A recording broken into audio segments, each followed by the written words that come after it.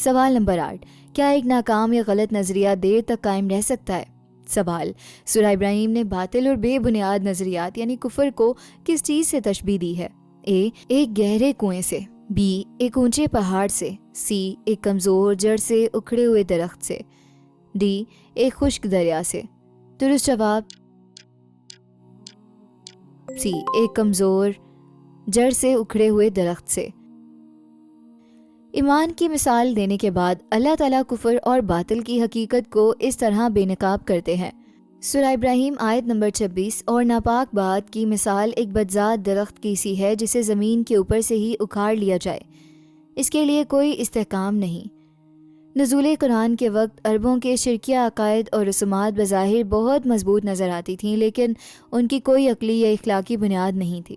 وہ اس جڑ سے اکھڑے ہوئے درخت کی طرح تھے جسے اسلام کے پیغام کی ایک ہی ضرب نے زمین بوس کر دیا۔ اللہ تعالیٰ ہمیں بتا رہے ہیں کہ جو بھی نظریہ، عقیدہ یا طرز زندگی حق پر مبنی نہیں، وہ کتنا ہی پرکشش کیوں نہ ہو، بالآخر ناکام اور ختم ہو جائے گا۔ اس میں استحکام نہیں ہوتا اور وہ انسانیت کو کوئی حقیقی فائدہ نہیں پہنچا سکتا۔